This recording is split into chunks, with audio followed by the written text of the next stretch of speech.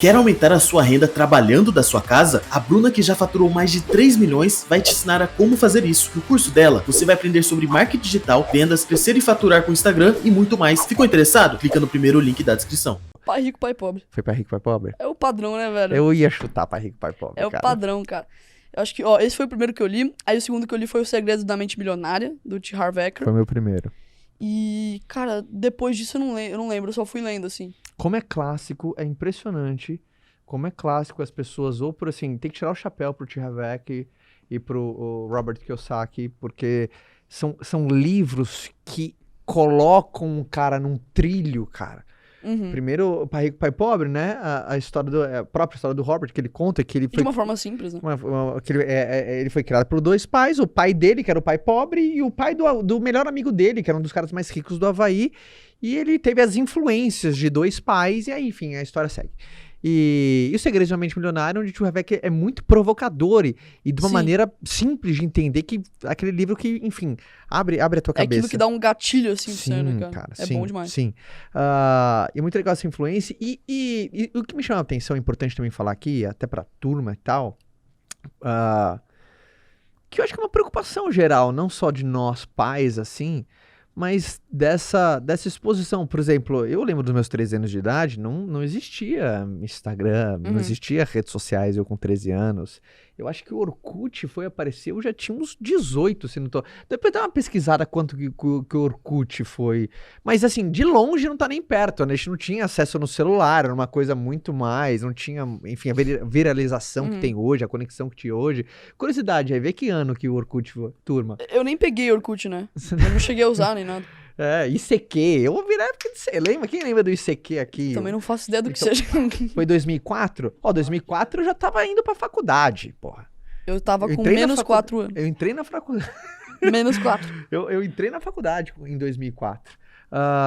Como é que é hoje? E é uma coisa que, principalmente, você tá com quantas pessoas te acompanham hoje? No Instagram tá com 704 mil e no YouTube tá com 65. Pô, 700 mil pessoas te acompanham. A grande maioria dessas pessoas no Instagram mostra a faixa etária. Qual que é a faixa etária, assim, galera que te acompanha? Cara, a faixa etária é um pouco mentirosa. Então, eu de tempos em tempos, eu faço pesquisa. Porque o povo, ele acaba mentindo a idade. Porque às vezes o povo que é menor de idade também rola ali, assim, escolhe qualquer ano. Mas, assim, de acordo com as pesquisas que eu faço ali no Instagram, assim, 70% é abaixo de 21 anos, velho. 70% é abaixo de 21 anos. Muito jovem. Mas... Cara, a gente tá falando que 30% também é acima, né? Sim. Você tá falando que 30% das pessoas acima de 21 anos que acompanham um jovem de 13 anos de idade. Como é que você lida? Por exemplo, porque principalmente nessa fase que você tá, aos 13 anos, é a nossa fase onde a gente é muito mais sensível pra críticas, que a gente não tem aquela personalidade formada, que você é cascudo. Por exemplo, cara, eu aguento porrada pra caramba, cara. Eu aguento, sou cascudo demais, já tomei muita porrada, mas na formação da nossa personalidade, ainda nessa fase, que a gente fala, né, que às vezes o adolescente faz aquela coisa por causa que...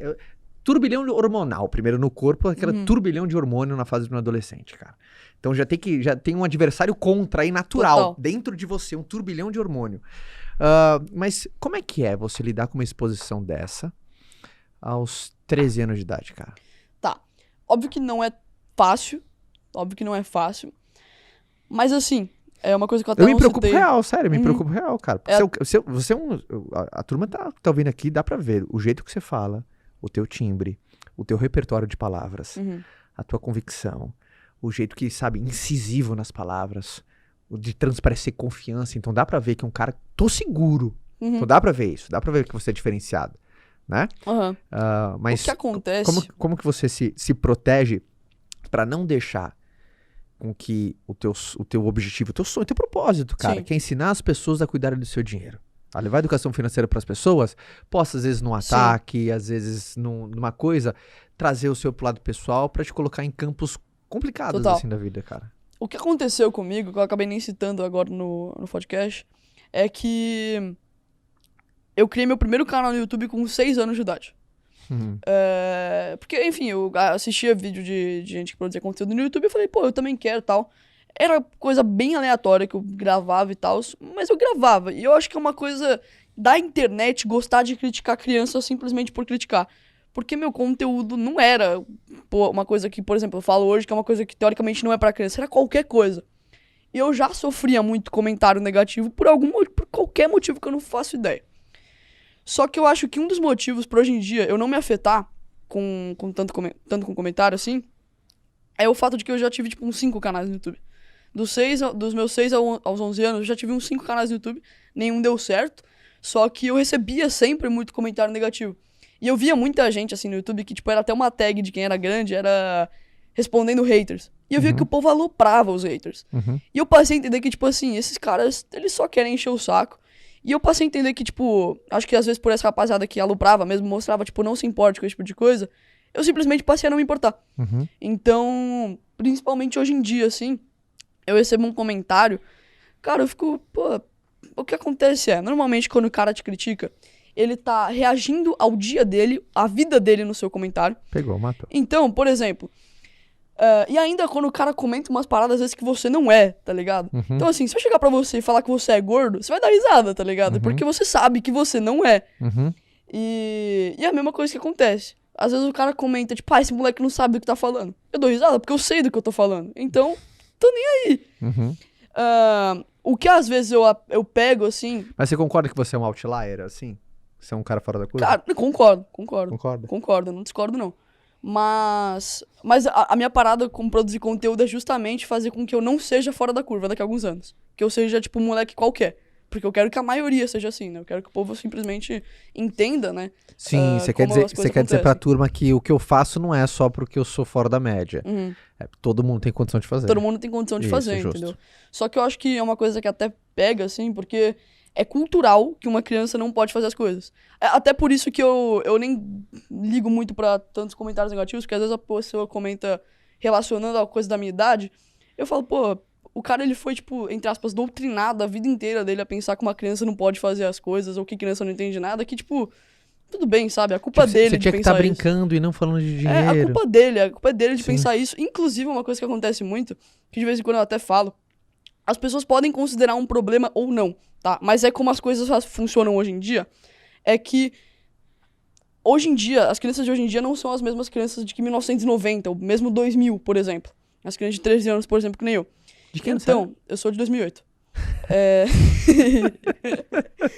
2008 você tava com quantos anos? 2008 eu tenho 35, sou ruim de biologia. Eu sou de 86, tava 32, não, 22. 22. Então, as crianças de hoje em dia são muito diferentes das crianças de antigamente.